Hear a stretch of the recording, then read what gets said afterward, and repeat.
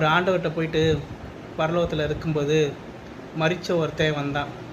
இந்த பரிசுத்தவான் சொல்கிறாரு, நீங்கள் ஒரு இரக்கமுள்ள தேவனாச்சே, நீங்கள் ஏன் அவரை மன்னித்து பரலோகத்துக்குள்ளே சேர்க்கக்கூடாது, எதுக்கு நரகத்துக்கு அனுப்புகிறீங்க அப்படின்னு கேட்கும்போது, நானாப்பா வேண்டான்னு சொல்கிறேன், அவனை தாராளமாக உள்ளே வர சொல்லு, பரலோகத்துக்குள்ளே வர சொல்லு அப்படின்னு சொன்னோன்னே அவனும் வர சொல்லியிருக்காங்க. இந்த பாவி மரித்த பிறகு பரலோகத்துக்குள்ளே என்ட்ரி பண்ணும்போது, ஐயோ நான் வரலை, என்னால் தாங்க முடியல, உடம்புலாம் எரியுது அப்படின்னு சொல்லிட்டு ரிட்டர்ன் பின்னாடி போயிட்டானான். காரணம் என்ன தெரியுமா? பரிசுத்தம் இருந்தால் தான் பரலோகத்துக்குள்ளே போக முடியும்.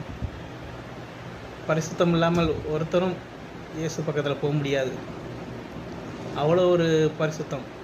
பைபிள் என்ன சொல்லுது? பரிசுத்தம் உள்ளவன் இன்னும் பரிசுத்தமாகட்டும், அசுத்தம் உள்ளவன் இன்னும் அசுத்தமாகட்டும்னு சொல்கிறாரு. காரணம் என்ன? ஒரு தடவை கூப்பிடுவேன்ப்பா, 2 தடவை கூப்பிடலாம், இல்லை எனக்கு நீங்கள் வேண்டாம், என்னிடத்தில் வருகிறவனை புறம்பே தள்ளுகிறது இல்லைன்னு வேறு சொல்லியிருக்காரு.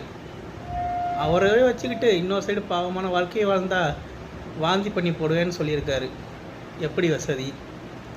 நம்ம கிறிஸ்துவுக்களாக நல்ல ஒரு வாழ்க்கையை வாழ்வோம். பரலோகம் போகிறது தான் நம்மளோட இலக்கு. ஆண்டவரை தேடுங்க, நானே வழியும் சத்தியமும் ஜீவனுமாய் இருக்கேன்னு சொல்லியிருக்காரு. அவரை நம்பி அவரை